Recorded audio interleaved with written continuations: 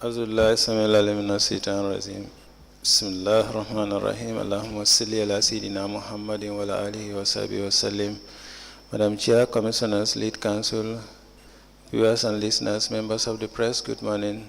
Welcome back once again to our daily proceedings of this Commission of Inquiry into Local Government Councils and related matters. Without further ado, I have the honor to yield the floor to Madam Chair for our next item on our today's agenda. Madam Chair, over to you. Bismillahirrahmanirrahim. I'll call on Honorable Sila to lead us in Muslim prayers and Honorable Joyner to lead us in Christian prayers. Thank you.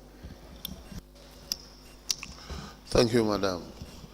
أعوذ بالله من الشيطان الرجيم بسم الله الرحمن الرحيم الحمد لله رب العالمين الرحمن الرحيم مالك يوم الدين إياك نعبد وإياك نستعين اهدنا الصراط المستقيم صراط الذين أنعمت عليهم غير المغضوب عليهم ولا الضالين أعوذ بالله من الشيطان الرجيم بسم الله الرحمن الرحيم الحمد لله رب العالمين الرحمن الرحيم مالك يوم الدين إياك نعبد وإياك نستعين اهدنا الصراط المستقيم صراط الذين أنعمت عليهم غير المغضوب عليهم ولا الضالين اللهم صل على سيدنا محمد الفاتح لما أغلق والخاتم لما سبق نازل الحق بالحق والهادي إلى صراطك المستقيم وعلى آله حق قدره ومقداره العظيم اللهم صل على سيدنا محمد الفاتح لما أغلق والخاتم لما سبق نازل الحق بالحق والهادي إلى صراطك المستقيم وعلى آله حق قدره ومقداره العظيم اللهم صل على سيدنا محمد الفاتح لما أغلق والخاتم لما سبق نازل الحق بالحق والهادي إلى صراطك المستقيم وعلى آله حق قدره ومقداره العظيم إن الله وملائكته يصلون على النبي الذين آمنوا صلوا عليه وسلموا تسليما صلى الله تعالى عليه وعلى آله وصحبه وسلم تسليما سبحان ربك رب العزة عما يصفون والسلام على المرسلين والحمد لله رب العالمين آمين. In the name of the Father, the Son, and the Holy Spirit. Amen. Gracious and everlasting Father, we lift up your name this morning with our hearts full of praise. It is by your grace, mercy, and forgiveness that we are alive to see this last day of April. Be with us as we journey through this day and walk in another new month of May. Your love has brought us this far, and we say thank you. We commit this day and these months ahead into your kind and loving care. Be our stronghold and our fortress, and may all we seek come through, and your divine and eternal grace abide with us throughout our lifespan. In Jesus' name, amen.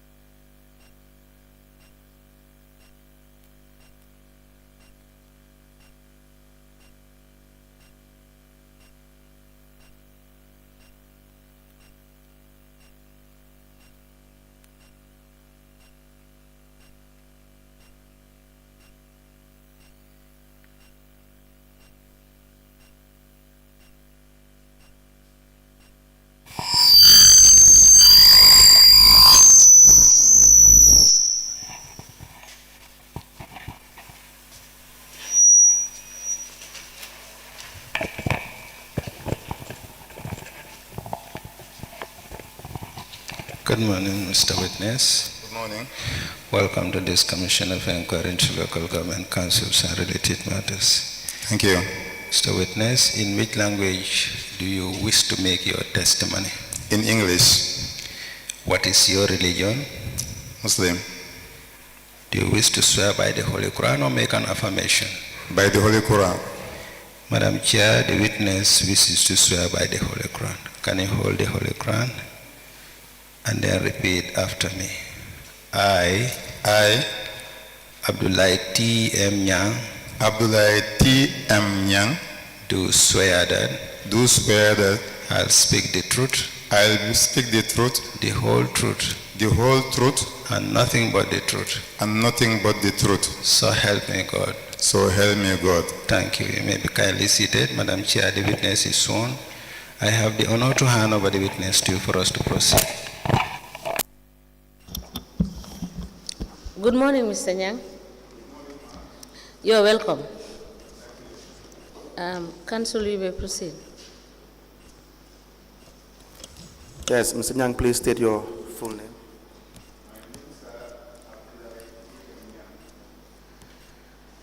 Do we take that again? What is your name? Abdoulie T.M. Nyang, Your address? Bundum in the Kanifing municipality. Your educational background? I did my primary school at Kampama Primary School and later transferred to Serakunda Primary School. I went to Serakunda Junior Secondary School to Armitage, where I did my O-levels. I did my AAT final level 3, advanced diploma in accounting in Irish University of Business Schools, London. I did partly ACCA level 2, but not completed, with other national and international courses. We have your statement. It is dated the 16th of October 2023. Yes.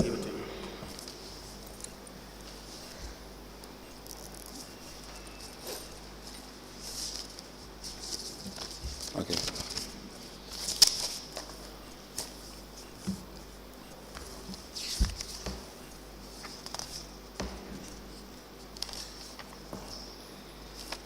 Yes, I confirm that this was my statement. We apply to tender the statement of the witness, Abdoulie T.M. Nyang, into evidence as an exhibit.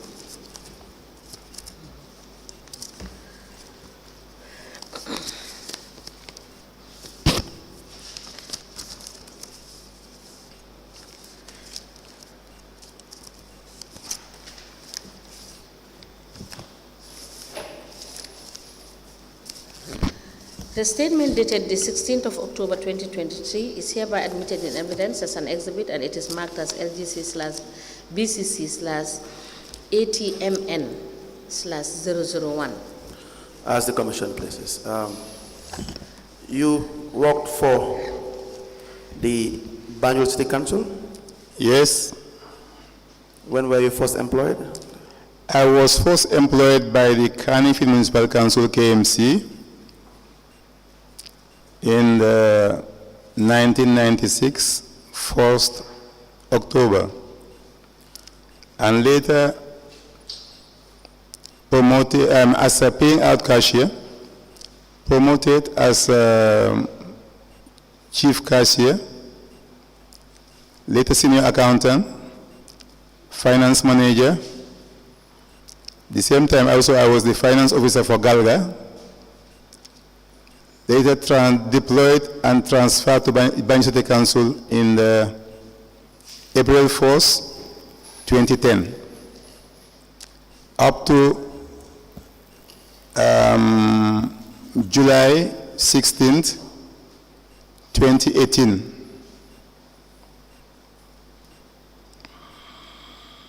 So in 2018, you came back to the area council?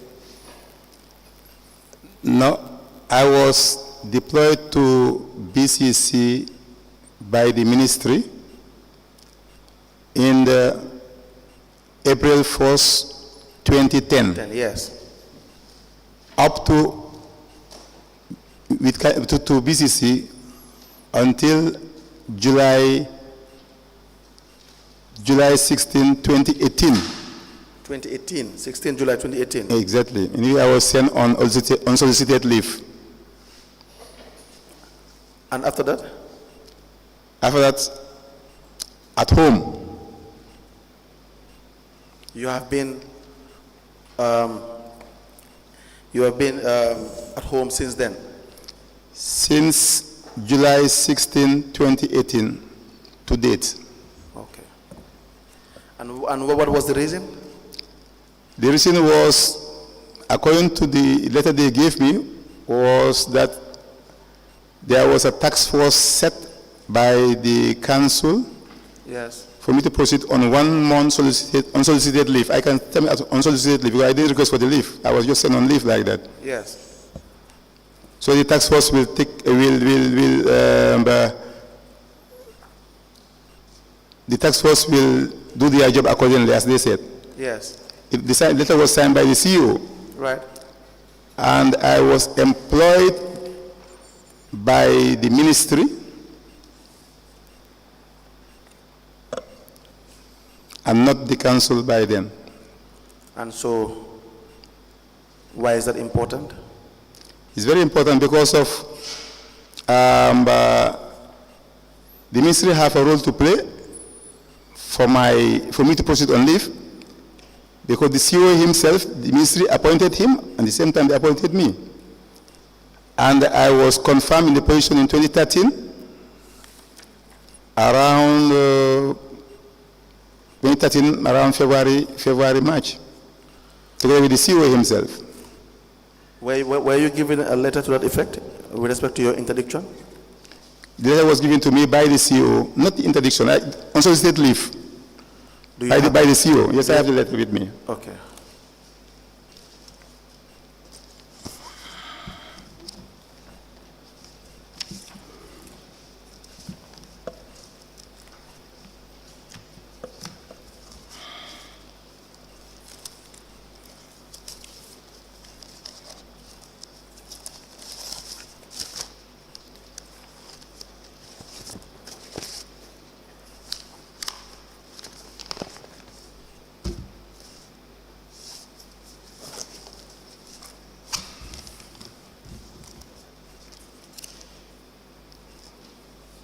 There were a series of letters from the CEO. Yes.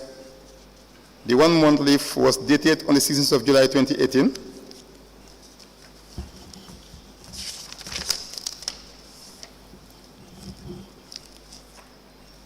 Another letter was dated on the 13th of August 2018 for leave extension for additional 2 months.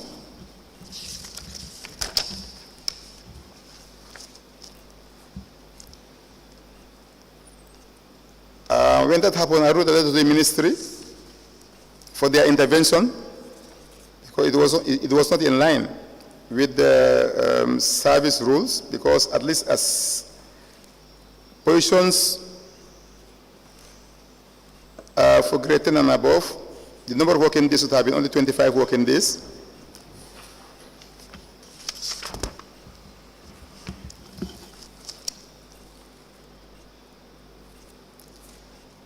In that period also, as I was the first vice president of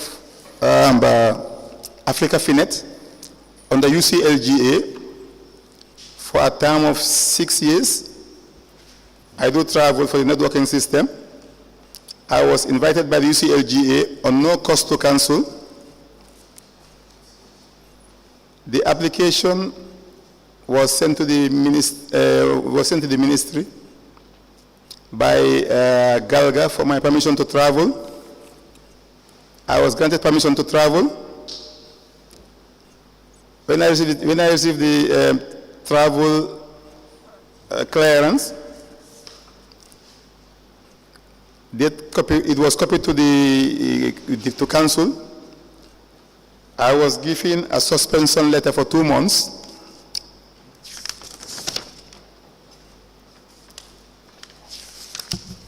The application to travel, request for travel clearance for Mr. Abdoulie ATM Nyang, Finance Officer for Galga, is here attached.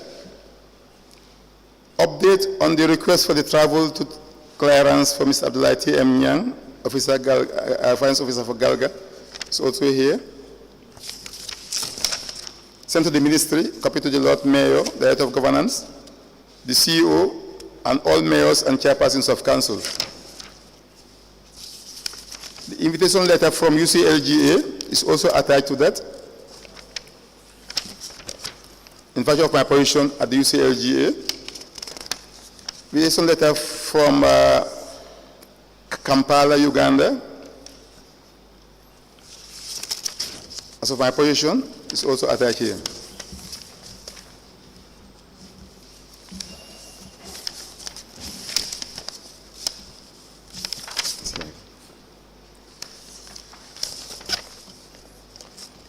The request for travel clearance also from the Ministry, signed on behalf of the Permanent Secretary, dated 28 August 2018.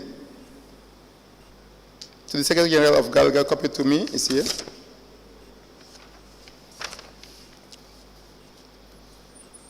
With this, it deems me fit to write to the Permanent Secretary number 1, then Buba Sanyang, copy to the Diet of Governance, for my humble self, request for my for intervention of the Ministry in respect of my situation at B.C.C, also here.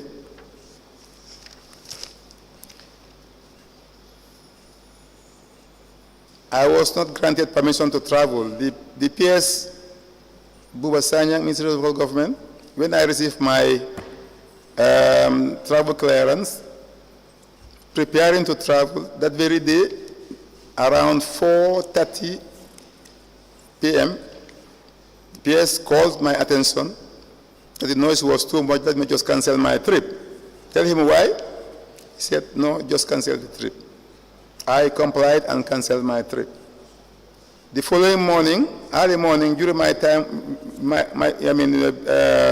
as per schedule for my arrival at Kampala, the UCLGA Secretariat called my attention that, they didn't see me. I just tell them that, I missed my flight. It was even not correct to even tell me that because of the situation here. So that was the reason why I didn't travel. Then later I was suspended because of this. Later on, I have my health issues. I requested for 2 weeks medical treatment period to Dakar, in which I was evacuated there. Copy to the Permanent Secretary, Diet of Governance, so here. The date is, attached there, the date, huh? The date was 2nd January 2019. I had almost 3 weeks in Dakar for my treatment. When I completed my treatment, returned back to the country, I wrote to the Permanent Secretary, Minister of Lands, then on the 24th of January 2019, copied to the Diet of Governance. Caption of the letter was completion of my medical treatment. I refer him to the letter dated on the 2nd of January. And the medical reports are also with me here from Dakar.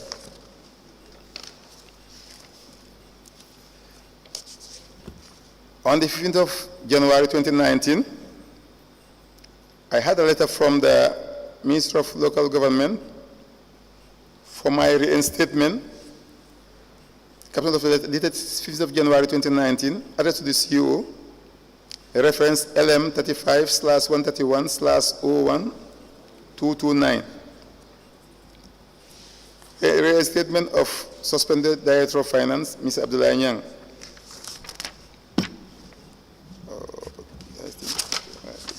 I have copies. Okay, I better find out. Whilst I was preparing to resume office, for 2 weeks, I went to the Director of Governance that I'm prepared to go. She said, no, just wait for a while. I waited and complied.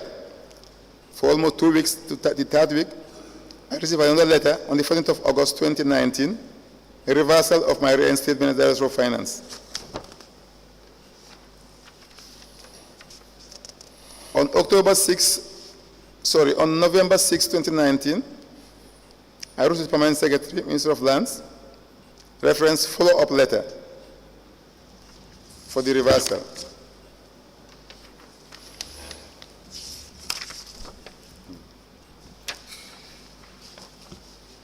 October 7, 2019,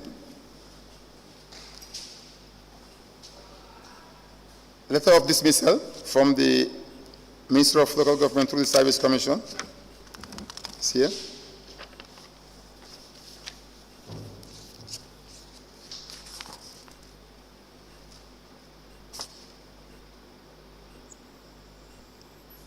So when they dismissed me, it didn't fit that it was an unlawful dismissal. I lodged a complaint with the Ombudsman for their investigation, and the investigation was done. I was invited by the Ombudsman also. I can comment that I have the reference here.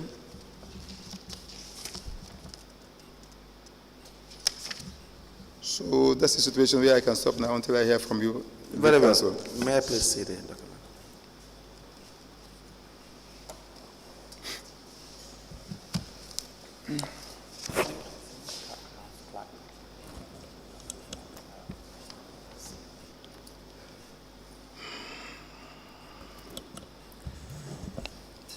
We apply to tender the following documents. The first is a memo from the Chief Executive Officer to the Director of Finance.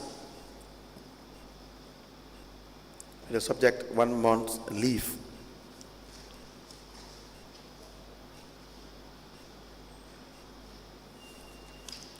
The second is the leave extension for another 2 months.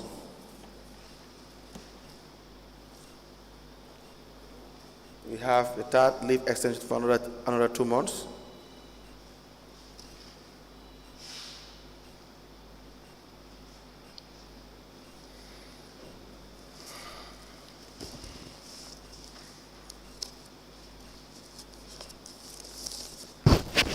From the Minister of Lands and Regional Government, addressed to the CEO.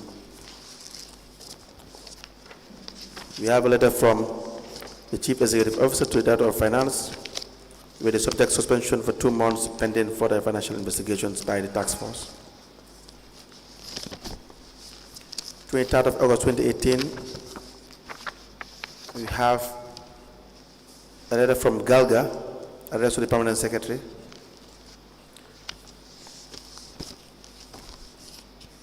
An invitation letter to the 5th EPS HRM Net Conference. A request for clearance letter. We have a letter addressed to the Permanent Secretary, signed by the witness Nyang, Director of Finance, with the subject request for intervention of the Ministry in respect of my situation at B.C.C. A request for 2 weeks medical treatment addressed to the Chief Executive Officer.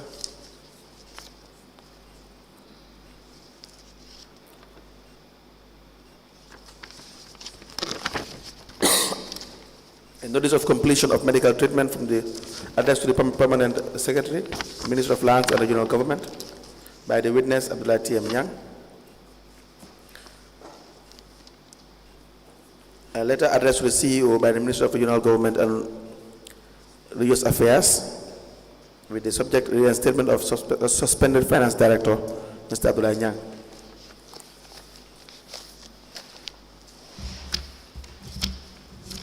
A letter addressed to the CEO by the Council from the Minister of Lands, Regional Government and Religious Affairs with the subject reversal of the reinstatement of Director of Finance.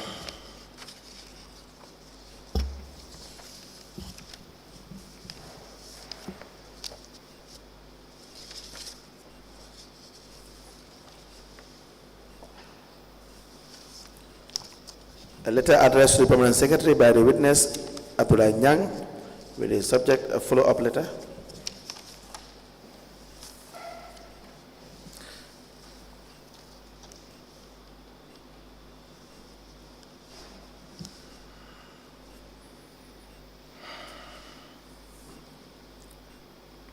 A letter addressed to the Permanent Secretary by the witness Abdoulie Nyang,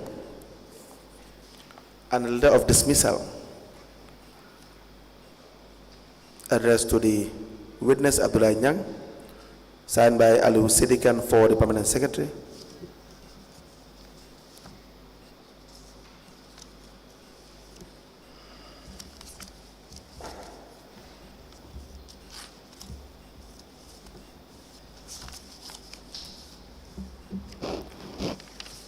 To be admitted into evidence and marked as exhibits.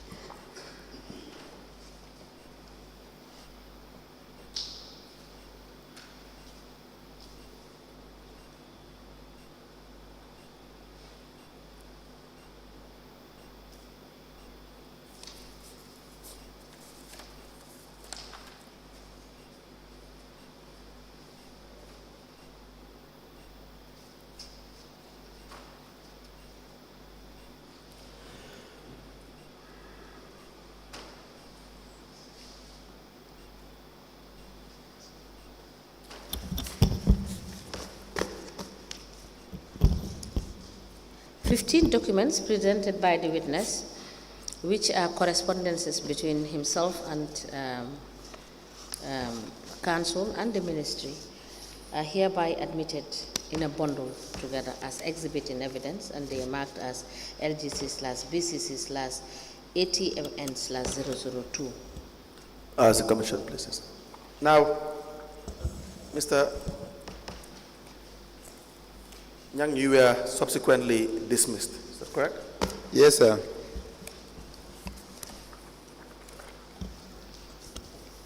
You have seen the task force report? No? You were never issued with this report? No. Did you appear before the task force? No. You did not appear before the task force? No. Well, let me show you the report.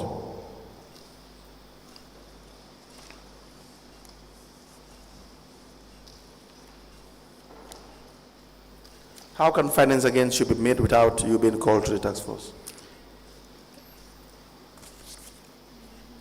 Young. Yes, sir. How can finance against you be made without you being invited to testify or for them to hear from you? I can recall just one time, less than 10 minutes with the task force. I know you said you never appeared. That's what you said. You said you never appeared. It was just once. Once. Within 10 minutes. Because the questions were not that much relevant.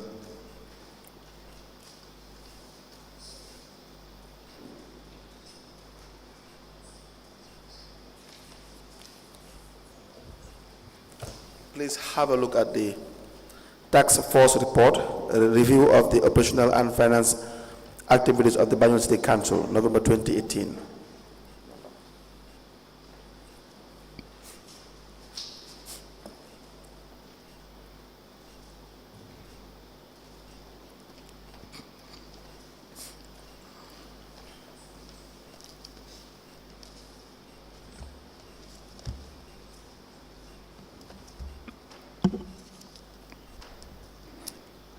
As I said, I'm just seeing the task force report.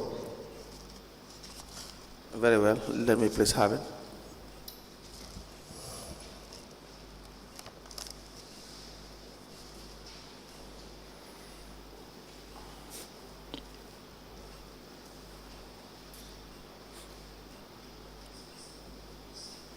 We apply to tender the task force report for Banjul City Council into evidence as an exhibit.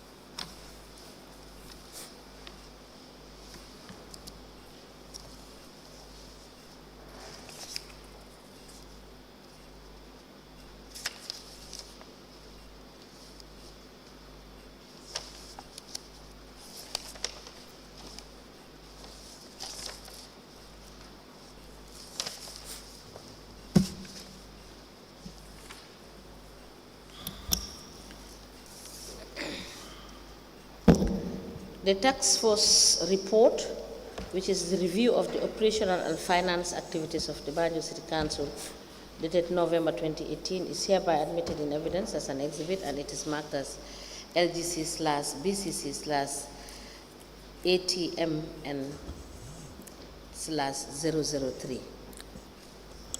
As the commission places.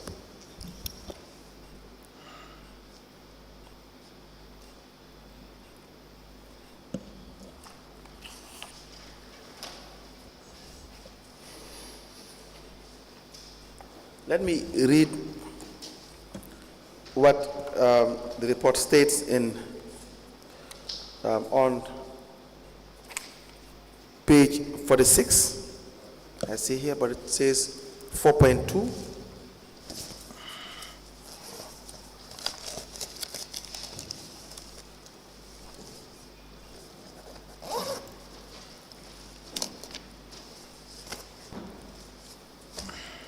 It says, the management accounts presented by the Director of Finance, that was you at the time, revealed that for 2 years, the closing balances of accounts of one period are different from the opening balances of the subsequent year. No clear reason was given for such discrepancy. This alone shows that the management report issued by the Council for those years were not a true reflection of Council's financial performance and position. Do you understand what it says? Yes, I did. What does it mean? But there was no... What does it mean first? What does it mean first? Can you repeat the question, please, sir? What does it mean, what I've just read? Do I read it again? Yes, sir. It says the management accounts presented by the Director of Finance, that's you at the time, revealed that for 2 years, the closing balances of accounts of one period are different from the opening balances of the subsequent year. No clear reason was given for such discrepancy.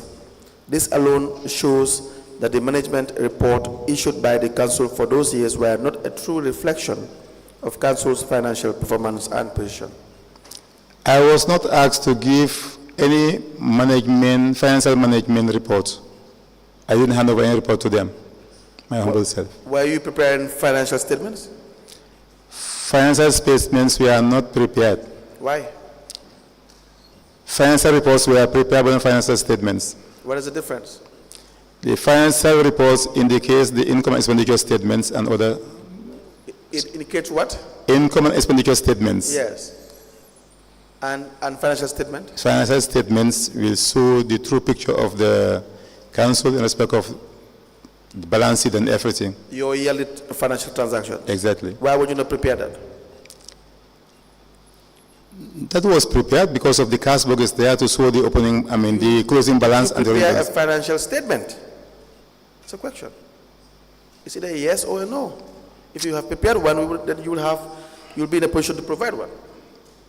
It was provided, it was prepared, but I don't know whether they've handed it over to the task force. By then I was not in office. So Nyang, you said no. When I first asked whether you prepared a financial statement, you said no. Financial reports were prepared, but not financial statements. Not financial statements? No. Why did you not prepare a financial statement at the end of the year? The law requires you to prepare a financial statement. Why was it not prepared?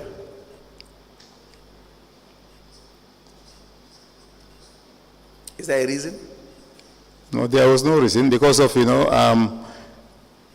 I was not asked to tender it. No. Did you prepare it? I did not ask whether you tendered a financial statement. Did you? We will come to the procedure that was adopted, but then whether you have a financial statement. The allegations are the closing balances are different from the opening balances in subsequent years. So if you 2025, 2024, your closing balance must mirror the opening balance. Unless something has changed, then you will have your financial statement to address these things and your bank reconciliations therein. Maybe with that there may be some errors in the postings for the closing balance, and they need to be updated. Did you prepare? Who should do that? The finance manager and my humble self. No, let's forget about the finance manager. You are the Director of Finance. Director of Finance. Exactly. So whatever the finance manager is to do, you can do, either by delegate authority, but whatever the case might be, you should do it. You should make sure it is being done. Now it further reads, the Director of Finance provided the task force with the management accounts. That you provided the task force with the management accounts from 1st January 2015 to 30th of June 2018. According to the accounts, the council reported surpluses in 2015 of $920,326 and also of $3,013,723 and 2017 of $3,589,284 and 2018 up to the end of June $5,966,656. However, when challenged by the finance subcommittee of the task force to show the surplus in the bank statements given that the council was operating a cash-based system, we were provided with the following, and there's an annex to it. That's Annex 6.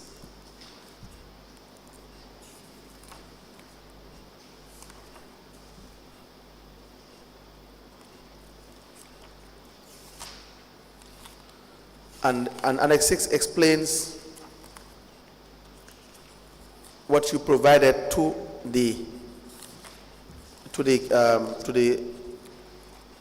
committee in relation to the finances.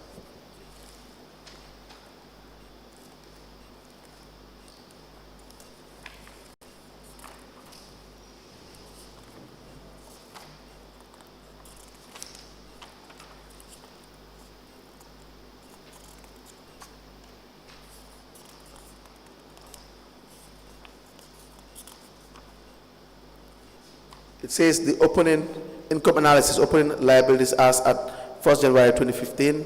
You have your bank overdraft from Trust Bank, FI Bank, and Eco Bank. And you have your bank loans as well from these three banks.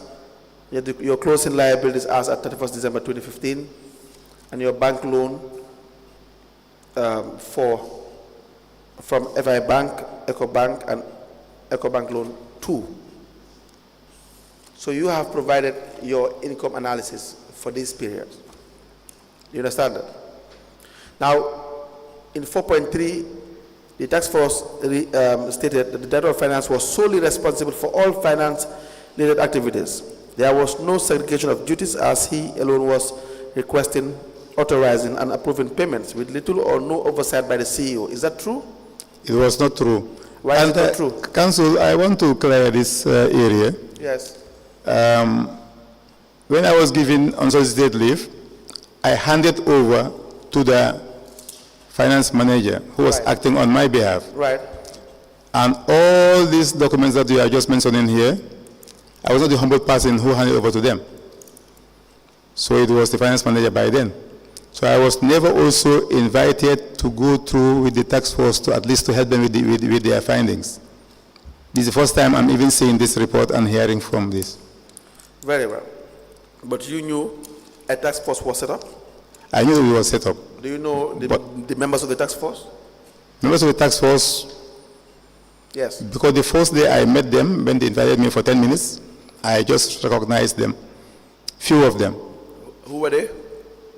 One day Senghor, Usman Wada, Yes. I guess, and Jallo and something Bunjai. Yes. Yeah. Now, let me read again the allegations with respect to the financial management of council. It says, you, the Director of Finance, you were solely responsible for all finance-related activities, that there was no segregation of duties, as he alone was requesting, authorizing, and approving payments with little or no oversight by the CEO. Is that correct? It's wrong, totally wrong. Why is it wrong?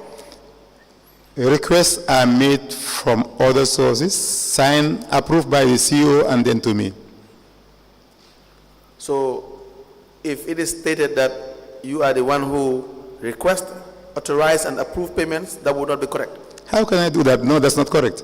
I mean, it's a hearing. I am not saying I agree. No, it doesn't make sense to me. No. But these are the words of the It never happened. It never happened. I can say this task force was just doing whatever they like, I can say, because it was, the composition of the task force was not even correct. Why? For our advertisement. Why was it not correct? Because there was no council member, a councillor who was within the task force. The oversight functions who were handling it with the ministry was in the task force. It was just handpicked by the mayoress herself. Who signs checks in council? Two of us, the CEO and my humble self. Can you at any point sign a check by yourself, alone, individually? That never happened, because even with the banks... Can that happen? No, it cannot. So even with the banks, what about the banks? The banks, the mandate to sign is there. Okay. All to sign. Yeah. And the CEO and my humble self are the signatories to the accounts. Okay. So every payment should be authorized by the CEO? Of course, 100%. Who was the CEO at the time? Mustapha Batchilly. Mustapha Batchilly? Yes, sir. Was he a member of the task force? No. Anyway, I have no idea, but he was there. When I was sent on leave, he was there. And if there was a task force to be set up and people to be sent on leave, it should have been my humble self and the CEO, because he's accounting officer of council. Yes, that's true. Now, how many accounts did you keep during your time as Director of Finance? There were many accounts. EcoBank was there, FIB, Trust Bank, Go ahead. and I guess GT Bank also was there. You're not sure how many accounts you've kept? No, it was many accounts. B.C.C Bank was also there, almost 6 to 7 accounts, I think. All right. Now, were you preparing bank reconciliations during your time? We are preparing bank reconciliations. Do you have evidence of that? When I was given solicited leave, I handed over to the finance manager by then, and that's the handing over note that I prepared. May I please see your handover notes?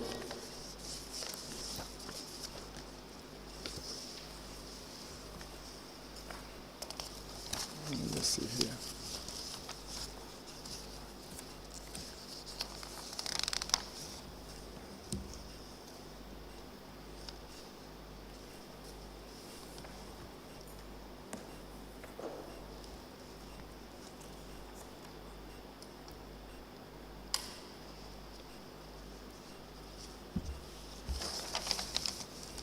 It's just here, but we staple it. It's out, staple it.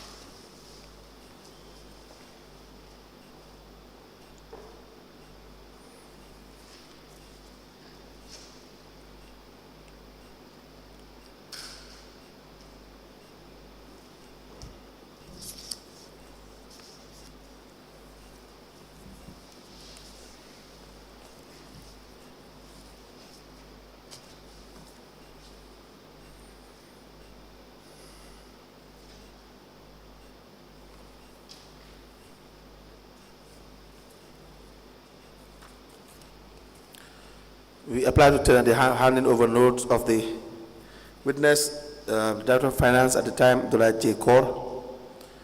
The date is 16th of July 2018, to be admitted into evidence and marked as an exhibit. Abdoulie J. Kaur was just the witness. He's the internal auditor. Sorry, Nyang. I signed it, Abdoulie Nyang, Yes, TM yes, Nyang. yes. I'm sorry, Abdoulie Nyang. Yes, sir. And the officer taking over is Mohammed Cham, correct? Exactly.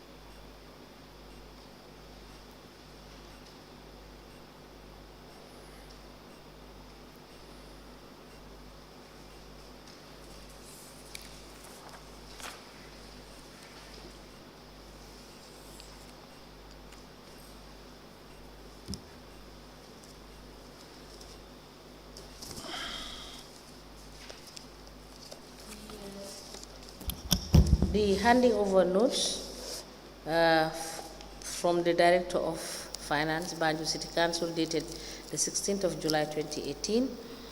The officer handing over was Mr. Abdoulie Nyang, Director of Finance, and the officer taking over was Mr. Mohammed Cham, Finance Manager. It was witnessed by Mr. Abdoulie J. Kaur, the Internal Audit Manager. This handing over notes was copied to the PS Ministry of Lands, Lord Mayor, Chief Executive Officer, Internal Audit Manager, Finance Manager, and a file copy is maintained. This document is admitted in evidence as an exhibit, and it is marked as LGC/BCC/ATMN/004. As the Commission places. Now, Mr. Nyang, did you hand over monthly reconciliations, bank reconciliations? Because when I was given the uncertainty leave, it Yes, was no, and you gave your explanation. it was in the office anyway. I didn't hand over it to them directly. It was in the office. Mr. Nyang, The file. you did not prepare monthly bank reconciliations. You did not. Just say it and we move on. You don't have to waste anyone's time. Yes, Council. Yes, what? It was not prepared. Exactly. Yeah. Is there any reason why you did not prepare a monthly reconciliation? Monthly bank reconciliation? Bank balances were confirmed against the cash book balances anyway. Is there any reason why you did not prepare bank reconciliations?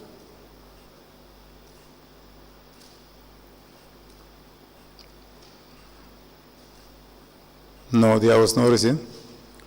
Were you qualified to prepare a bank reconciliation? Yes, I do. And the finance manager also, at least coupled with me, we can do it The together. what? The finance managers also can do it. They And can then do I it? confirm, yes. So you were here. You're the one I am asking questions. The 4.3 of the task force report further reads that they were not applying prudent financial management measures, despite senior management having allowances for transport, fuel, and part of their monthly salaries, they collect 900 daily fuel as designated allowances. Was that correct? Was that true? $900 is allowance for fuel every day? No, I don't think this is correct. Because of one thing, Council, if I thought I was previewed to see this report well before, then I should have at least answered correctly. Where the senior management giving fuel every single day, the records are there. If you say no, and you see the records, you'll be ashamed. Not single day, it was weekly, I guess. It was Weekly, how much? I can't remember them. Was it in accordance with the budget? Yes, it was in line with the budget. That would not be correct. You can't give them weekly allowances for fuel. How much a week? It was not as per weekly allowance for individual, it was for the vehicles that we are using, official vehicles. It says a recommendation was passed to stop these payments immediately. Our interview with the Director of Finance revealed that he was solely responsible for all procurement of lubricants and spare parts, fuel allocations, negotiations of loans and overdrafts. However, he was unable to respond to queries on the management letter of the 31st of May 2018. Were you given a management letter by the National Audit Office? Management letter was given, but it was a draft management letter. And when they were responding to the management, to the management letter, I was not even in the office. But they said you had access to it and you never responded. No, I was not part of management by then, because I was going on leave and never allowed to return back. Were you in charge of, solely in charge of the fuel and lubricants? Even I have the management, I have the audit findings. The management sent from the National Audit, dated May 2018. Mr. Nyang. It was a draft. Mr. Nyang. Yes, sir. You respond to drafts. Respond to draft, yes. That's what you do. You respond to drafts. Your queries in the draft is what you are supposed to respond to. But the response that was forwarded to National Audit Office, I was not in office. You can You go were through. to subsequently submit your response. Then you have what you have submitted. If they submit something different, you have your records. You have your draft. Respond to it accordingly. And you have the copy of your response. As simple as that.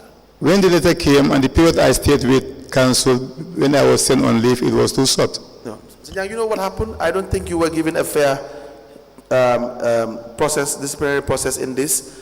It doesn't appear to be fair. You, as Director of Finance, you cannot have absolute control of the finances of Council. You do that with the CEO, Mr. Batchilly. He cannot deny that. He will come and testify. But there were findings against you of financial mismanagement. Those were clear. You will deal with that. You understand that? That is not to say that even though the process appears to be flawed, that you will have a pass on everything. No, there were real-time issues that were uncovered. So these two are different. You understand that? So to say you have absolute control of the finances would not be correct, knowing how Council operates, and knowing that you have to sign together with the CEO, and the CEO have to approve. But to suggest that you will not have any issues, that will also be wrong. Let me read further.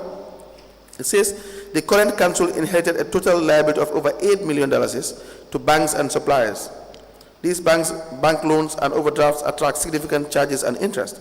This, in addition to the entrenched wasteful culture, has led to huge financial losses to Council over the years. With close and critical monitoring of the financial management malpractices, the task force uncovered deep-rooted weaknesses characterized by the following: the unjustified daily disbursement of fuel allocation, irrespective of the transport allowance paid monthly to all senior managers, has been recommended to be discontinued. The task force also discovered that certain allowances were paid to staff for internal committee meetings, example, procurement committee. In addition, certain allowance was paid to all directors who were sitting at General Council meetings, which we deemed unjustified, and recommended to Council to immediately discontinue this practice. So you were paying allowances. You had no evidence or of supporting documents to be able to pay this allowance in accordance with the budget.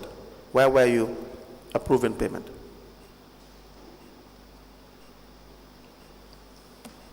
Allowances were paid Yes. and it was budgeted for. You In have to the- have minutes in the- of meetings that will be attached to the vouchers. You have to have supporting documents. You know this more than I do. So you cannot effect a payment without the necessary supporting documents. Is that not the case? The attendance list was attached, but not the minutes. Minutes were with the CO's office. At the Then CO's how do office. you know that the meetings were held if you do not see any minutes of meetings? How do you know? You are right, Council, but the attachment was the list of attendants Yes. who signed during the meeting. You know, what obtained was probably a culture of, It was just an inadequate supporting documents that was, I agree, it was inadequate supporting documents that were attached to the vouchers for the it payment. was what? Inadequate supporting documents. They For had the to be minutes, adequate. minutes should have been attached to the vouchers for these allowances. The 2017-2018 audit report, let me just give you a copy. You have one, correct? Yes, I have one here. Yes, the financial statement of Banjul City Council, the financial management letter for the period 1st October 2017 to 31st of December 2018. All this time, Mr. Batchilly was the CEO? Can you repeat the period, sir? It says final management letter, audit performed for the period 1st of October 2017 to 31st of December 2018. Is that the one you have? No, this project I was not present by then at office. When were you given your, when were you interdicted? On the 16th of July 2018. Yes. But this is from 2017 to 2018. Part of 2018 you were present. Partly, yes. Yes, I'm saying. So you were there from the 1st of January to July. Exactly, sir. So we just focus on the period that you were present. Okay. Correct?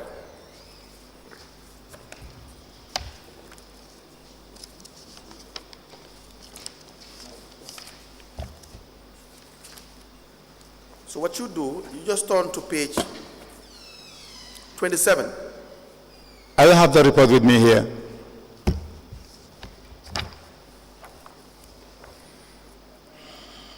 I have one copy.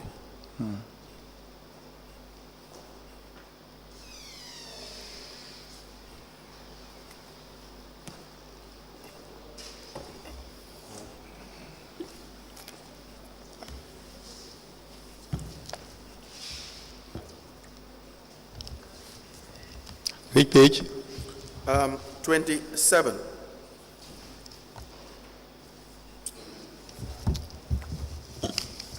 Sorry.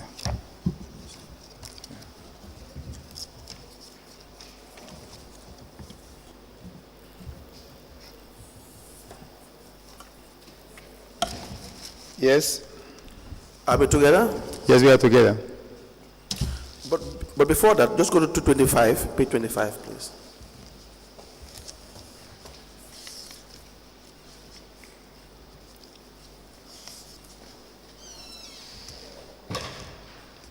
Yes, 25. 25, Mr. Nyang reads, examination of payment vouchers. It says the heading 2.15, the difference between payment voucher amount and cash book amount. The findings. Examination of payment vouchers against the cash book revealed a difference of $99,919.23 between the voucher amount and the amount recorded in the cash book. For instance, on the 12th of February 2018, you were present? You were present on the 12th of February 2018? Yes, I was present. The voucher amount states 2,000 $975. The cash book says $95,575. 23rd of February 2018, voucher amount states $13,500. Cash book $20,819. The difference, the variance is $99,919, 23 buttons.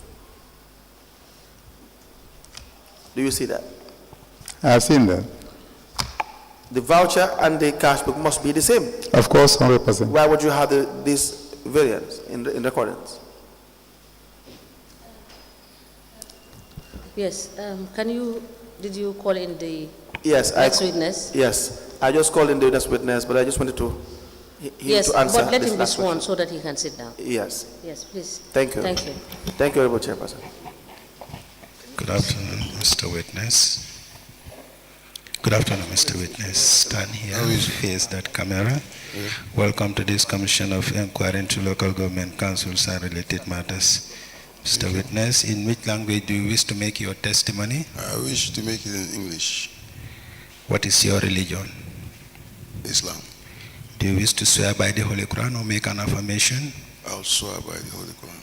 Okay, Madam Chair, the witness wishes to swear by the Holy Quran. Hold the Holy Quran, face that camera, and then repeat after me. I, Mustapha Batchilly, do swear that I'll speak the truth, the whole truth, whole truth, and nothing but the truth. and nothing but the truth. So help me God. So help me God. Thank you. You may be kindly seated. Madam Chair, the witness is sworn.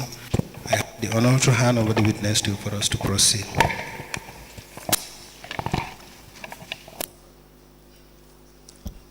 Good afternoon, Mr. Batchilly. Good afternoon, ma. You are welcome. Thank you very much. Council, we may proceed. Thank you, Honorable Chairperson. Now, so Nyang, just that you answer this question, and then I introduce Mr. Batchilly. Yes. So why the difference in the figures?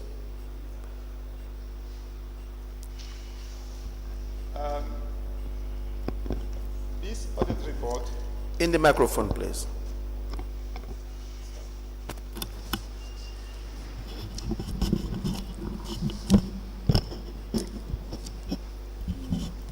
During this audit exercise, I was not present in office, and I'm just seeing this audit report. Because if I was there, based on the management response, we should have at least checked how comes this based on the cash book. I didn't have preview to check all these things because I was not present in the office. Because the period was... Go ahead, proceed. The period was 1st of January, 2017 to 2018, I guess. Yes. Yes? Go ahead. Go ahead, I'm listening. Because the cash book, the information should have been checked from the cash book and then the voucher.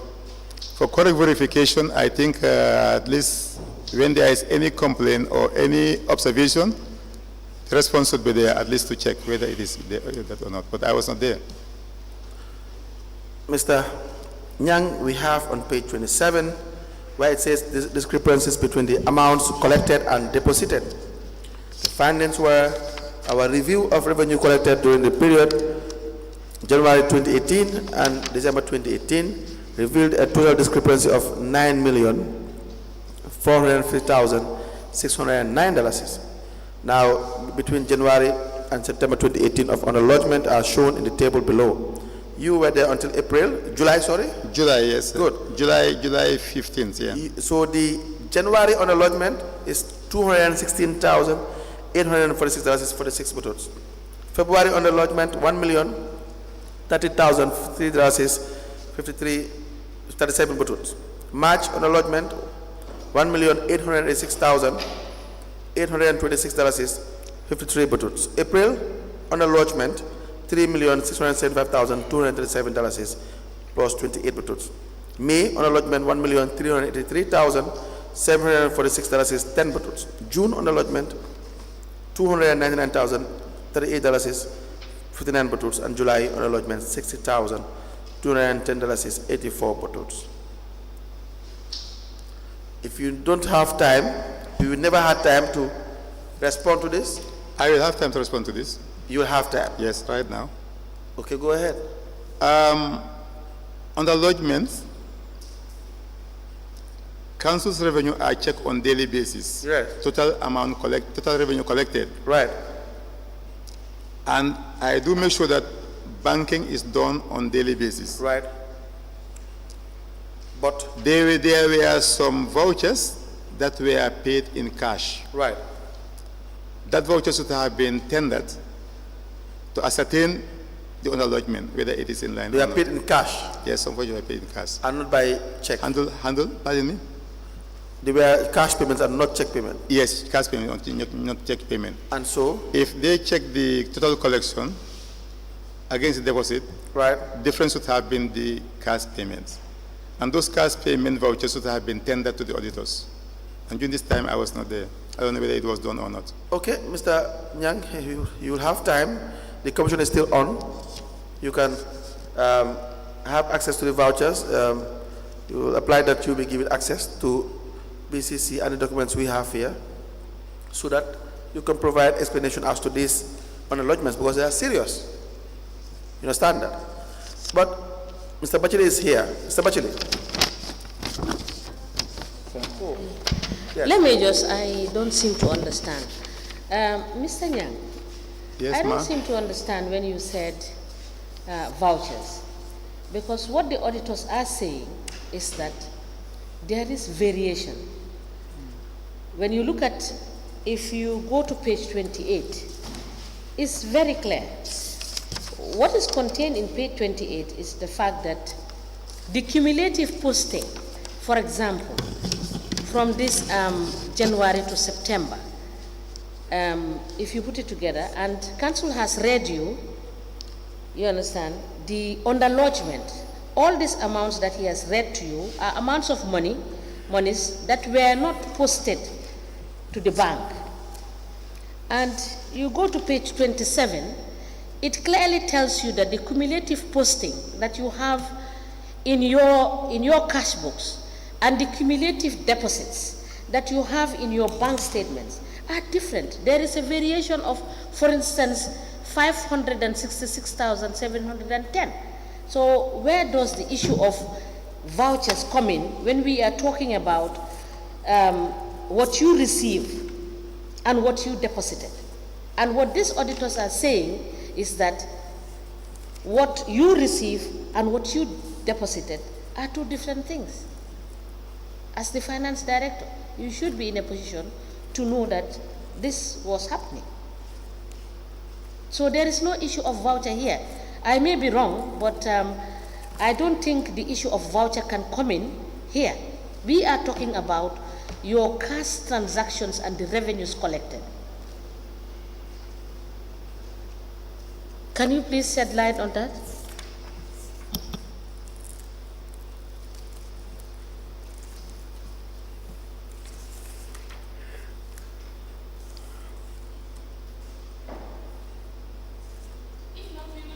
Yes, I think. No, if not, we will give you time to think about it. Because voucher transaction and what is happening here with your cash book transactions are two different things. So we will give you time to think about it and give us an explanation so that we understand, so that we are not clouded in our understanding of what the issues are You know, here. the vouchers are in two components. You have the check vouchers, you have the cash vouchers. The cash vouchers is kept by the cashier and then to be posted as cash.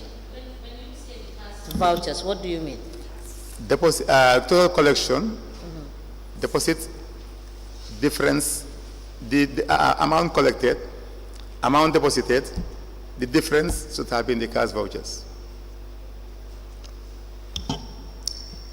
Council, we may proceed. Yes, thank you. Thank you. So Nyang, you can still have time to, as the chairperson has stated, to come up with the evidence to prove what you are saying. Is that not the case? Yes, that's the case. Very well. Let the commission prepare permission for me to at least check on that with the council for the cash vouchers to be produced. Honorable Chair, the witness making an application to be given time to go to council and verify some of these documents. Mr. Nyang, we can give you an order to provide evidence of these shortages up to July, as was read to you, and you will forward that to the council so that you will be availed the opportunity to get us the evidence. Thank you. All right? Thank you. Thank you. Mr. Council, you may proceed. And also, I'm also applying to have this annex based on this. You will liaise with the registrar who will provide you a copy of that. Thank you. All right. Mr. Batchilly, Yes, State Council. how are you? I'm doing good. When did you start working for the Banjul State Council as CEO?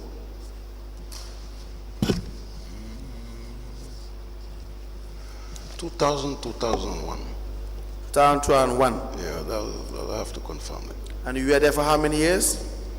I've been there since that period up to February 2024. 2024. Yes, Mr. Batchilly, you were the Chief Executive Officer. yes. Is your obligation to the council or to the mayor or mayoress, as the case may be? My obligation is to the council. To the council. Yes. Where you find that some actions are not proper and they're not in line, even though the mayor or mayoress may want something to happen, what should you do? No, I don't get you well. Where the demands or the instructions from the mayor or mayoress is not in line with your terms of reference, what should you do? Should stick to your term of reference. Have you been doing that, Mr. Batchilly? Pardon? Have you been doing that? To a large extent. No, to a minimal extent. To a minimal extent. In fact, Mr. Batchilly, the evidence that has been gathered is such that it appears that you were aiding and abetting some very serious financial practices that were going on in council. We'll go through that when you subsequently come and testify. I don't think that's what we expect from civil servants, to be honest. Let's start with the task force report of November 2018. Are we aware of the task force report? Yes. Did you take part in the task force? No. Who constituted the task force? There were independent Banjulians who were brought after the mayor came to office. Who constituted the task force? You How mean- was it established? That's what I said. It's some individuals that were chosen by the Lord Mayor. The Lord Mayor Yes. is the one who established the task force. And blessed by the ministry too. And the ministry? Ministry. Ministry? Yeah. Do you have those correspondence? Pardon? Do you have the correspondence to state that the ministry established the task force? Yeah, we can check it. You can check it. Yeah. Okay. And then, by the way, the PS was at the inaugural ceremony. Of the task force? Yes. Yes, but that doesn't mean that they take part in setting up the task force. But I will want to know, you will want to have evidence of how the task force was set up. Please confirm that this is the report of the task force.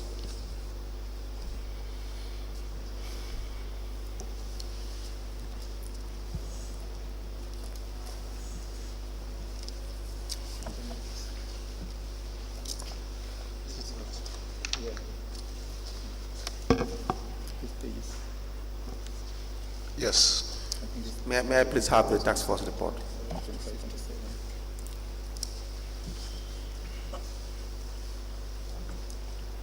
Mr. Batchilly, was there an impress ledger at council when you were CEO from 2018? No. Why?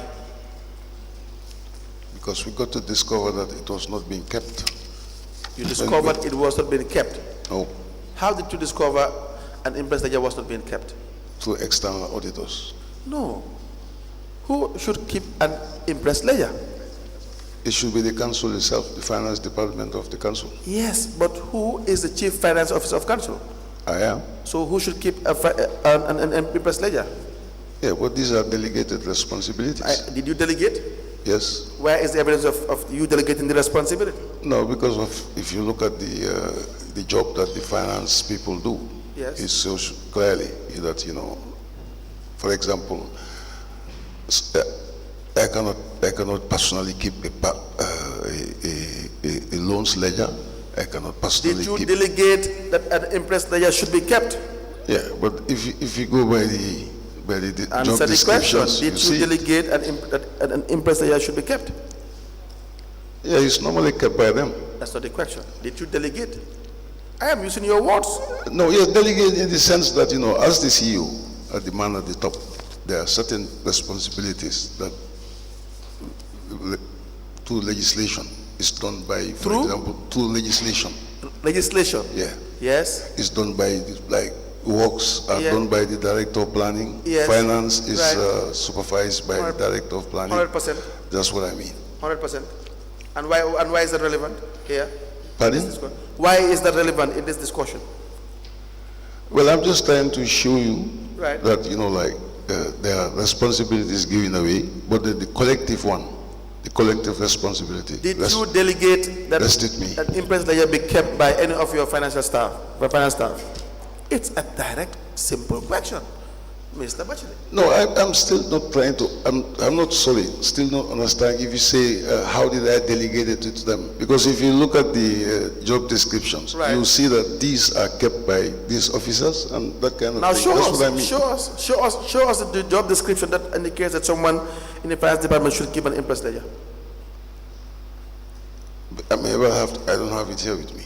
What, you don't have what with you? I don't have any means of showing you right now here. What do you need? I need to see some manuals, What kind of manuals? like the financial We manual. have it here, we'll give it to you. Okay.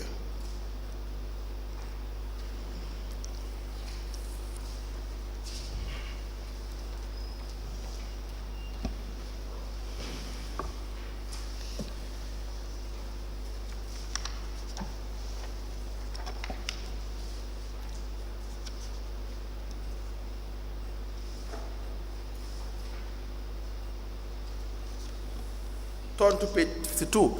It talks about impress and the procedure. 52. Yes. It talks about impress and the procedure, the approval, the application, the approval stage, and the role of the senior accounts clerk.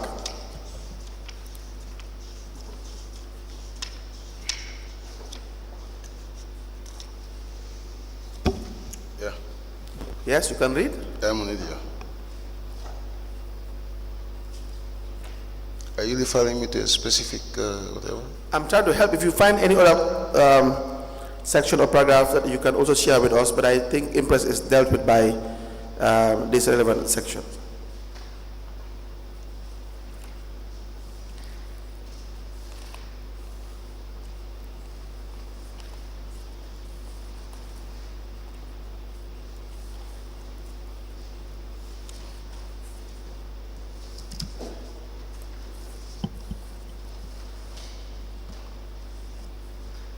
Yes? All right, what I'm seeing here is, number one, all requests for impress should be made on an application for an impress and approved by the CEO. And approved by the chief executive officer. Yeah, or in his absence, his deputy. So you are in charge of impress. Pardon? You are in charge of impress. Yeah, because I'm the one who approved it. You are in charge of all finances of council. You are the chief custodian of the finance of council. Yeah, yeah. You are in charge of impress. Yeah. Applications are sent to you. Yeah. And if it is necessary for it to be approved, you approve them. Yep. And then the necessary steps will occur. Follow, yeah. Is that not the case? Yes. So if there's an impress ledger, you will know. Yeah. Is it a true statement or not? We can read it. You mean if an impress is given, I should know? I should If there's know, an impress ledger, you will know because of the procedures that are laid down. Okay. Okay. Let me read to you. It says, if it is necessary for an officer of the council to have money at his or her disposal for disbursement on public service for which the usual pre-authorization procedures cannot apply, such officer may be given an imprest. Yeah. All imprest must be authorized by the chief executive officer, Yeah. who will prescribe the terms and conditions under which imprest may be approved. Yep. You were just approving imprest. There were no conditions, there were no terms, nothing. You were just approving. All requests for imprest should be made on an application for an imprest and approved by the chief executive officer or in his absence his deputy. 2, the council should maintain an imprest ledger in which will be recorded all imprest approved by the chief executive. A subsidiary ledger will be opened in the name of each imprest holder detailing the imprest paid out, reimbursement, and retirements where they occur. Have that been done?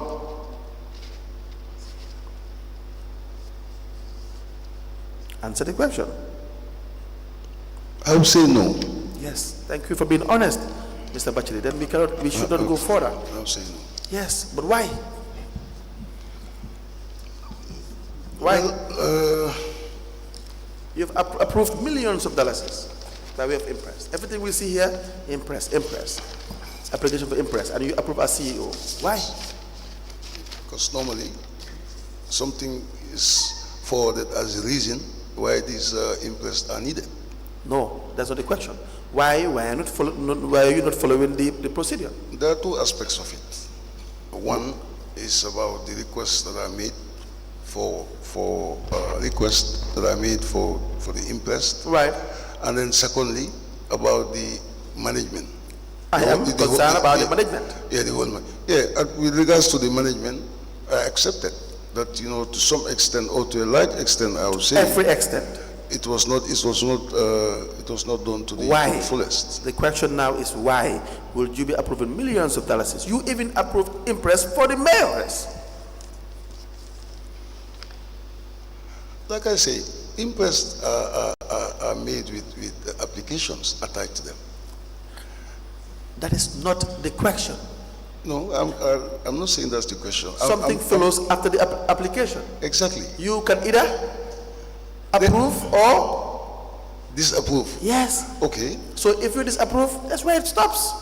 If Okay. you approve, there are procedures to follow. To follow. Of course. Which you had admitted you did not follow. Yeah. Now the issue now is why would you not follow those procedures? There are factors. What are the factors? Factors. Caliber of finance staff is one. Caliber of finance staff. Yes.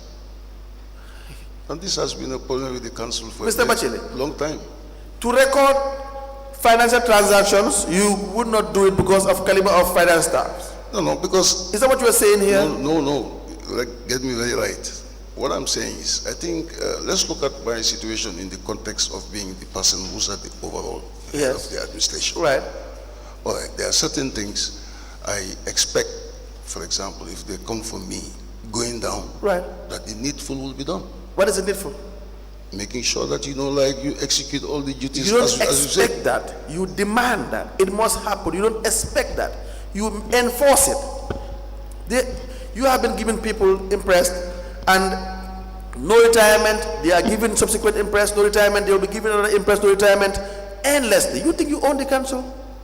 No. You think the money is your money? No. No. So that's the point. Yeah, but I'm also saying that, you know, because of one of the factors I have just said, we're just talking about what might have created the overall collapse. What? All right. What created the problem? For example, if an impress is given, Right. for example, I approve the impress. Right. It goes down. Right. Everybody does the needful. Everybody does the needful. What is the needful? Making sure that all the necessary things are done with regards to the retirement. Did you check that? Did you check that all the necessary things are done? Personally, you mean me personally checking them? Yes.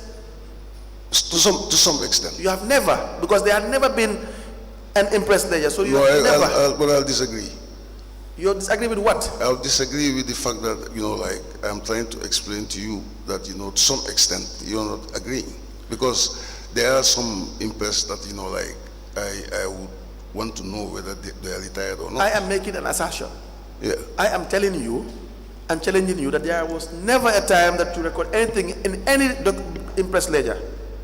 If that statement is false, prove it. Well, not in the form of an Exactly. impress ledger. Let's also be very clear about that. That's the issue. Not in form of like making comments or dealing actually with those ledgers. No. Yes, that's what we are interested in. Because if you give Mr. A impress, you approve it, you should even write the conditions, the timing, and everything. But I agree to that. I did not waste any time on that. I Yes. agreed to it straight away. That's why I said you continuously approved, impressed, monies given, there were no ceiling attached to it, there were no checks and balances in relation to this impress. Most of them did not retire, these monies were given to them, and everybody was just having access to council funds without adequate checks and balance.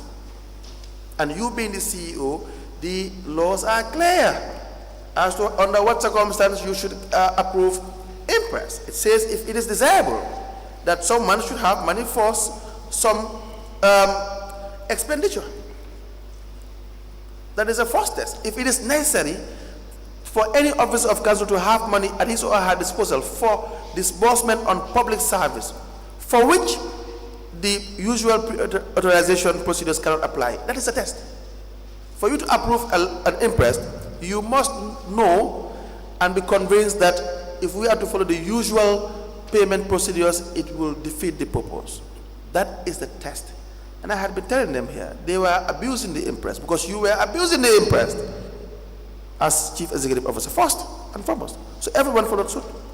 They apply, you grant. They apply, you grant. And it says that such officer may be given an impress. All impress must be authorized by the chief executive officer who will prescribe the terms. You must prescribe the terms and conditions under which impress may be approved. Remember? Lead counsel. Yes. There's something I learned from you. This You know, there's something I learned from you. which is, You know, this commission, right? we have a historic mandate Yes. to make sure that we say it as it was. Right.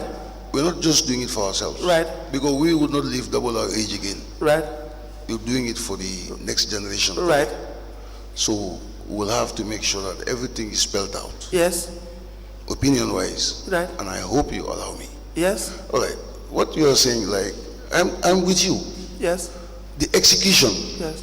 of the imprest Right. was paltry. It's not good. Right. Complete agreement to that. But But go ahead. Proceed. what I'm saying is now is Yes. the reason, because for example, I as a CEO, Right. I have a lot of things for the day. For example, I'm not just trying to say I'm the most busiest or our You're position. the busiest No. in council. Yeah, I'm just saying here. But so now there's a tendency that if an impress was taken 2 weeks ago, Right. for example, whether it will occur to the mind that these people who are supposed to deal with, all these entry issues, and seeing to it that, if auditors come, their exercise would Right. be very easy. It doesn't work that way at times. That is why you should have a ledger. It Anyone doesn't who work comes to the that way. application, you go back and check the records. It doesn't, Simple as it that. doesn't go back. And also, let me also come at another point.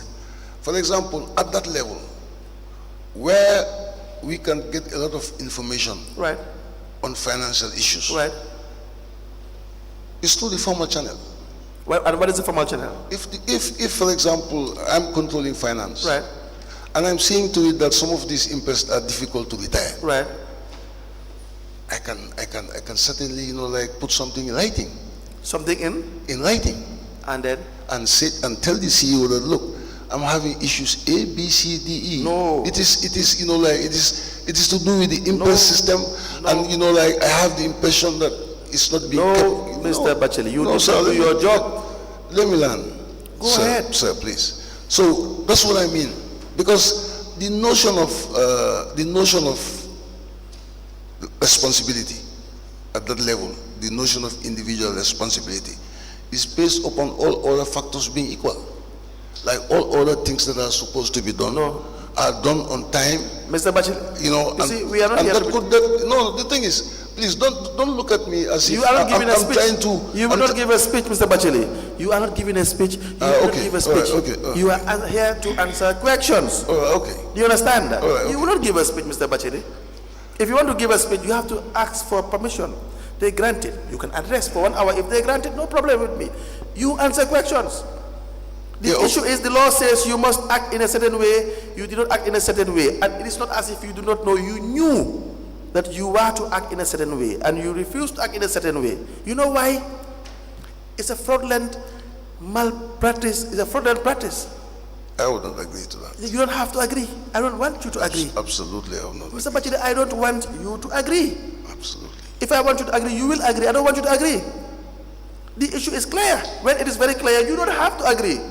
I'm not asking you whether it is a yes or a no. It is a fraudulent practice, I'm telling you. It's as simple as that. Because what is difficult in keeping an impress ledger? You were approving monies to be given to the mayoress.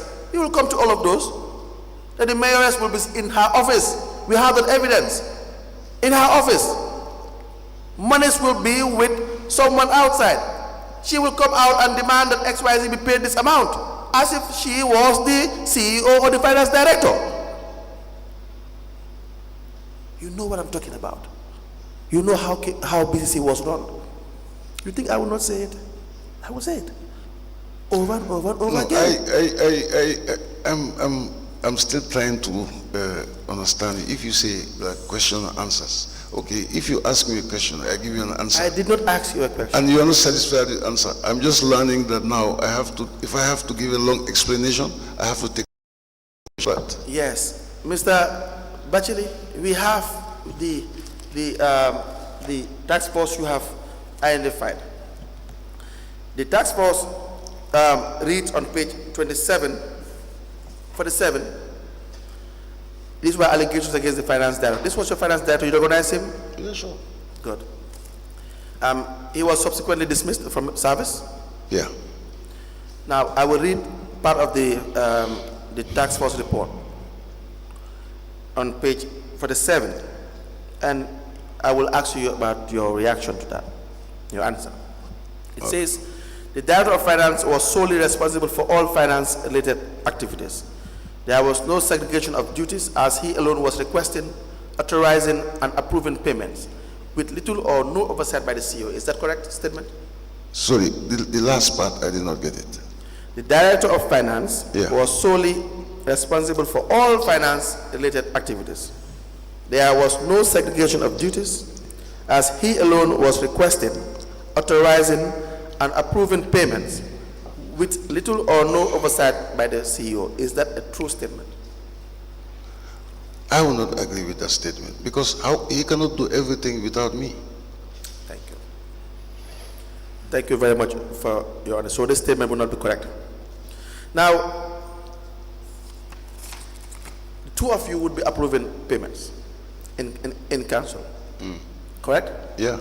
And you being the most important, if you don't approve a payment, it cannot be done, correct? Agree? Provided I'm giving the right documentation too. What does that mean? Well, you just don't bring a payment and then I pay. It has to have attachments. That's what I'm saying. That's exactly what I am saying, that you have the discretion to approve or disapprove of payment, disapprove payment, as per the financial manual. Yeah. And was that the practice in council during that time? Were you approving or disapproving payments, as the case may be, when he was there? It would depend on what type of payment was forwarded. Was Mr. Nyang approving payments individually and solely in his capacity as Director of Finance, without your permission? That's a difficult question, in the sense that, approval is like, are you talking in terms of documentation or in terms of payments? No. Can you please if we have a voucher and it is prepared from the finance department, correct? Okay. So before it reaches you, Mr. Nyang would have approved of that preparation. Yes. But that does not guarantee payment. Yes. The CEO must approve payment. Yeah. I am now saying whether he had been approving payment, raising vouchers and approving payments, and making sure payments are done without your approval? Now, what kind of payments here are we talking about again? What kind of payments do Because exist? if it's a check payment, I'll have to sign. Right. So what kind of payments? What kind of payments would there be in council? Cash payments? That's the reason why I'm wondering. If it's a cash payment, then that's a different case. No, you tell me. You listen. There are two types of payments: cash or check. Yeah. Either or, the custodian is the chief executive officer. Yeah. The finance director cannot hold cash unless it is approved by the chief executive officer. Is that a true statement? Again, if you say cannot hold cash unless instructed by the CEO, in what circumstances are you referring to, for example? The finance director should not hold cash unless approved by the chief executive officer. If he ever held cash in his hand, then that would not be lawful if it is not approved by you. Is that a true statement? I'm still indulging for further explanation, please. I'm struggling to explain this. Let us do it one after the other, one question after the other. How many type of payments do you have? You have check payments and cash payments. Okay. How are cash payments done? Cash payments are given over the cash over the counter. Over the counter. Yeah. Done by? Like the finance people. Who in the finance? Finance could be different officials within the finance. You don't know who could be the does cashier. the payments? It could be the cashier. Could be a cashier. Or it could be who? Could be a senior accounting officer. Or it could be who else again? It could be who else again? Yeah, those are more acceptable norms than I or maybe a director of finance, like holding cash. Director of finance should hold cash? Yeah, it's like I'm concurring to some extent to what you earlier on said. Should a director of finance be in possession of cash? It depends on what circumstances he or she is holding the cash. What circumstance would warrant the director of finance to hold cash? Well, for example, if it's like an imprest that's given to him, yes. Cash imprest. Exactly. For one reason or the other. Yes. Yes. That's why I said, if cash is to be held by any individual, the CEO must be aware and approve of it. That is the law. Given the circumstances that we just discussed. Yes. Yes. Are there any other circumstances outside the circumstances that we have to discuss? Could be. Nothing like could be. No speculation. Just facts. You as the head, during the time Mr. Nyang was there, was at any point in time Mr. Nyang in possession of cash that he was paying without you being aware?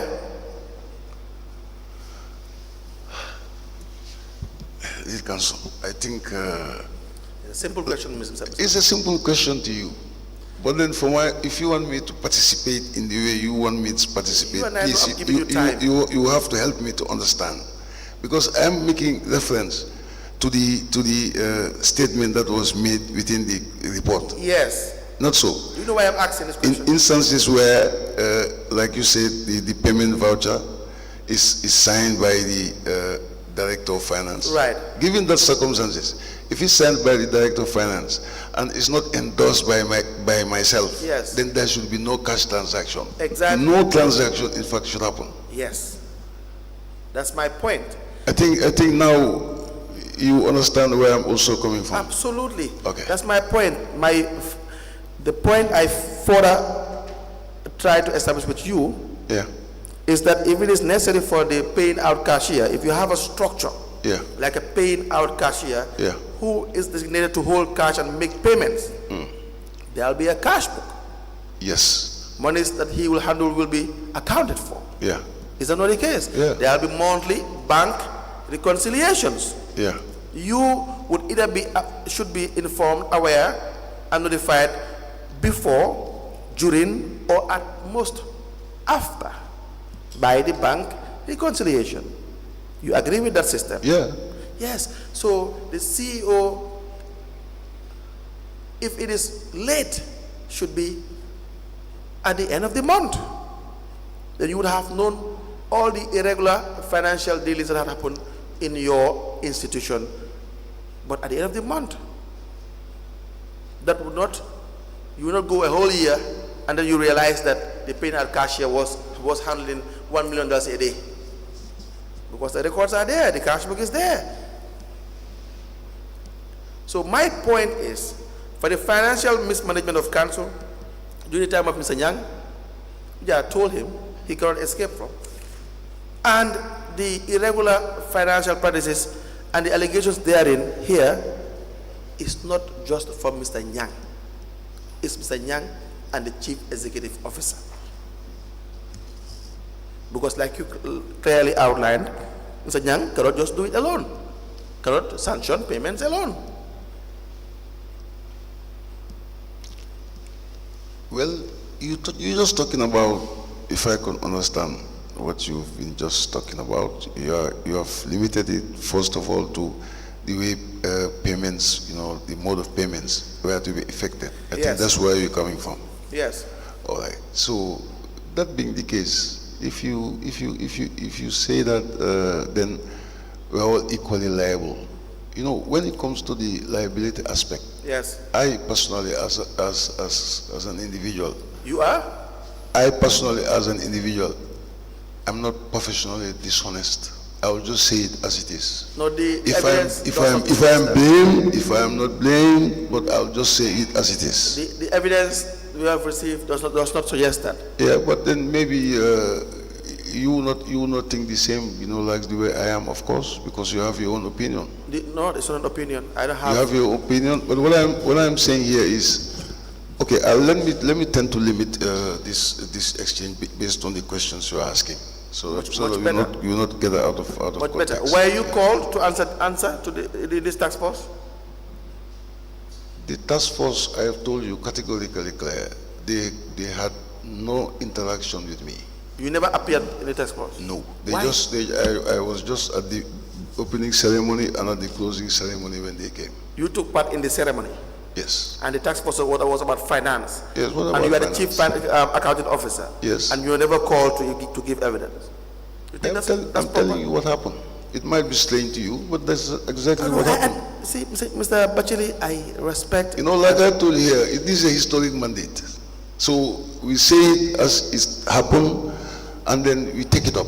Yes. So that's the reason why I'm trying to be very specific. It will be strange to you to understand how come a task force is doing a report in the... In fact, some of their programs within the finance department itself, it was not up to my knowledge. So I'll just see them, like calling up different people from the finance department, so giving them responsibilities. It should have been proper for them to call you. But that did not happen, and I'm public. What I'm saying, I'm public. So for me, definitely, I can tell you categorically clear, because in the first place, I was not even in agreement to it, in the sense that within our local government fraternity, we have a system. And what is the system? If, for example, one administration is going away and another one is coming in, and maybe there are issues to be clashed, it's normally handled by the Directorate of Local Governance. Yes. Customarily, that's what we knew. Yes. Yeah. So in this case, I started realizing that that is not going to be the norm here. The norm here would be, okay, we have qualified Banjulians who are interested to work for Banjul in this instance, and they will bring them forward, and then they'll do the job. That's what I saw. And in the first place, when I started realizing that opinions were made well before even work started in earnest, it made me to be very careful and to protect my dignity. And that's from the top?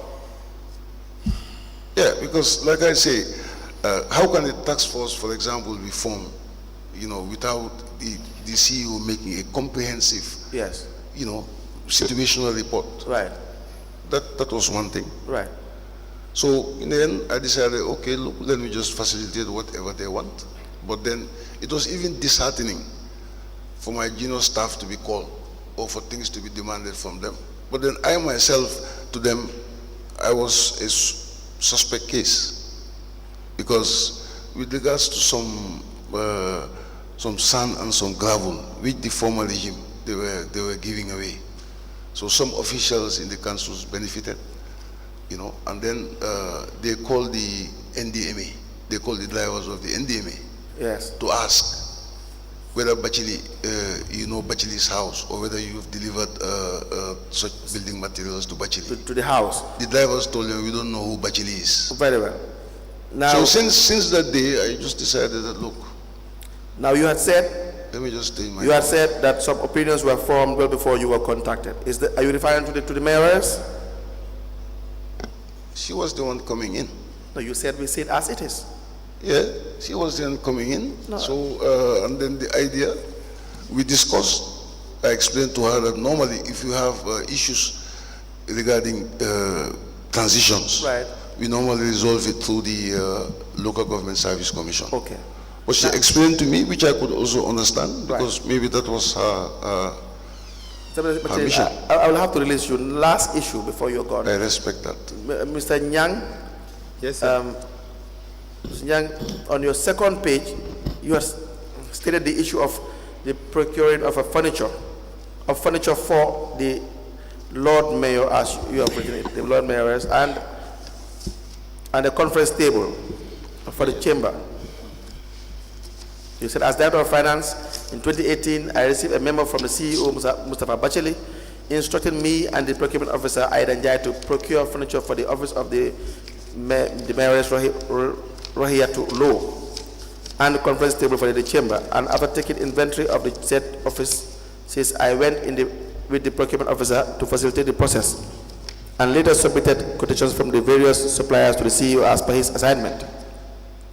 Having submitted quotations to the CEO, he told us to stop the process for the office of the mayor, as the mayor was going to handle the process on her own by procuring furniture for her office.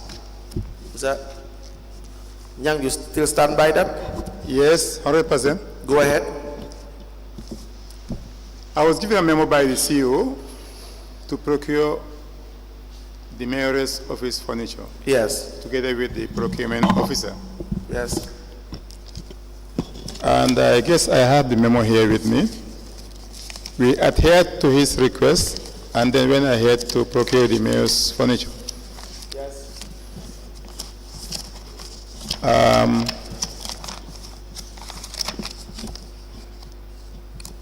Yes. When we went to search for quotations, we went to various suppliers along Kairaba Avenue and Baltil Hardin. One of them was the City Furniture in Kairaba Avenue, Mori Bolong, Ayub Electronics, Ayub Furniture, Fatima Trading, yes. I think there were even 5 to 6 different quotations. Yes. Based on the inventory we had at the mayor's office. Yes. The previous mayor's furniture that she was occupying, and then we go ahead with that. So we went to JMAT Furniture. On our surprising, we found the Lord Mayor there. Okay. I didn't even know the Lord Mayor by then. That was the first time I saw the Lord Mayor. Okay. I was with Nyang, the procurement officer. Yes, she confirmed that. Nyang even introduced me with the Lord Mayor by then. Okay. That he's Mr. Abdoulie Nyang, our Director of Finance. When we were there, we found 2 other guys who were there with the Lord Mayor. And later I recognized that it was Makumba Sane. Yes. And one Mr. Sar. Mr. Sar. Yes. Later I learned that, they were among her campaign managers. So the mayor told us that I told the CEO, I am to do my own procurement, just as Talib of KMC did. Told him that anyway, the CEO told us that, but we are not here for that. We are here for the conference table only. So we left. We didn't respond. I didn't respond anyway. Yes. We went back. I handed over the invoices from Moribolong and others to the CEO himself. I think I have copies with me, So the CEO told us, anyway, the Lord Mayor said that you stop. I said, no problem. We complied. Okay. So Later on, the invoice from JMAT was submitted together with contact. I saw the contact numbers of the two people who were there. Yes. Makumba Sane and the other Mr. Saab. I think I have the copies here with me. Yes. And to our surprise, the materials were supplied, delivered to council. And then I came to my office and showed me a delivery note that, Mr. Nyang, look at this delivery note. I look at it. She said it's signed by Makumba. I saw Makumba's name and the signature.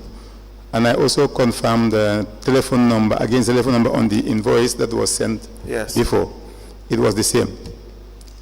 I told Adanja that just have to go to the CEO but make sure you copy this and give me a copy, you know. So that was it. Okay. Later on, I realized that it was submitted to the delivery was submitted to the CEO, and I was given the feedback that the CEO happened to see the delivery note signed by Makumba, and he was even surprised that Makumba signed it, and he was even attempting to delete the signature of Makumba by using a Tipex. Yes. One of our staff was there, the clerk to council, one Dawda Jones, who told the CEO that you cannot delete this. This is against the law. You cannot delete this. You cannot see tickets. So that was it. And I guess that delivery note was not even forwarded for attachment on the particular payment, I believe. Because at least the delivery should have been there to justify that the amount and the items were delivered accordingly. Yes. And the CEO is here sitting, and he can attest to that the delivery note was handed over to him by Aidanjai. Yes. And I have the copy with me here. May I please? We will go through that at some point. Mr. Batchilly, the events as narrated by Mr. Nyang, are they accurate? The only thing I do not agree with is about this Tipex issue. Tipex. Completely, I disagree. My integrity is too high for that. See, giving people, Tipex. Let me advise you about one thing, Mr. That's away from it. But I can tell you. Let me just give you advice and we proceed. Don't bring issues of your integrity here. You do that, it's going to be a problem, because with what we have, you may not be able to sustain it. To establish it, let's just do the questions and answers as they go. Because for some of the things that you have done, which you will agree with subsequently, would not be positive with respect to your integrity. There are so many things. Okay, do you know? We just proceed with the Q&A. What I'm talking about in terms of integrity. Yes. What I'm just saying here is, some stories, if they are given, it doesn't tell well. What happened here is, let me make it very open. No, hear me out. And swift. Let's talk about the issue of the pen eraser also. Did you instruct them to conduct procurement? Did I instruct who? The finance director and the procurement officer to go and start procurement for this. I might not be able to remember. That's a long time ago. Okay. I want to give you an account of what happened. Oh, go ahead. Which I would agree with him. Yes. That initially, since then we did not have a proper procurement unit. Yeah. So he was very instrumental in procurements. Right. Yeah. Okay. So they went, did their own search. Then the mayor was just coming in. The mayor said she wanted to buy this furniture from these furnitures from JMAT. Yes. And indeed, it was purchased from JMAT. And when they came, the words are from JMAT. Yeah. As done by the mayor, Talib Besuda. Yeah. And when they came, was that a fact? Yeah, I'm agreeing. I'm telling you. Okay, I'm trying to cut this. You did not mention that part, Mr. Budget. That's why I am reminding you of that part. Which one? The part that I have just explained, that they were told that they want to do their own procurement, just as it was done by the mayor, Talib Ahmed Basuda. Now you have agreed that that's true. That's we're talking about KMC. That's No, the KMC, talking about statement. BCC. I'm interested in the statement. Yes. It is evidence led by, we received from 2 witnesses. Yep. Yes, so you have said it's a fact. Yeah. Now proceed. So after the delivery was brought in council, Yeah, yes. yes, it was because in those days Makumba was the one anointed by the mayor Right. to take care of her office. Right. And then he was the one who Mama Kuma was appointed by the mayor to receive the furniture if they come to BCC. Is that the usual way? The It's law not- says the chief executive officer must institute an examination and receipt or acceptance committee. How about if the goods have defects? They don't meet with specifications. I'm not disputing that. No, I know. Lead council. You see, I'm not disputing Mr. that. Major, at all. you're having something wrong. You're misunderstanding here. You admitting to some facts. Yes, yes. I will. Mr. Batchilly has just agreed to this issue. So, Honorable Chairperson, I will apply that Mr. Batchilly be allowed to go. We will proceed from there because he has something very important to attend to. Not more important than the commission, but I was asking that he be allowed to go so that we continue with Mr. Nyang. Sorry, Yes. Lead Council, can I attend these documents? The memo prepared by the- You're coming back. You'll come back after the break. I'm just being signaled it is time. That's Lead why. council, I have a contribution in the same respect. Do I reserve it till I come back on Monday or what? Yeah, it is. Madam Chair, address sorry. Mr. Batchilly, time is up. Yeah. We are guided by GRTS. Yeah. And when the time is up, we are told that it's 1 o'clock. So we will accommodate whatever you want to tell the commission when you Okay. come Okay. as CEO Yeah. of Banjul City Council to give your evidence. Okay. This was just for a specific specs Okay. found in the report that he wanted to confirm with you. All right. Okay. So you may go and you will be back on Monday. But So- my future intervention would be based on this topic. Yes, we will give you the opportunity to do that. Thank you very much. Thank you very much. Because that document has been admitted in evidence, and you can highlight or disagree with whatever it is that is contained or whatever you want to highlight Thank you to very much. buttress on the issues that have been put forward. Thank you very much. All right? Thank you very much. We may rise.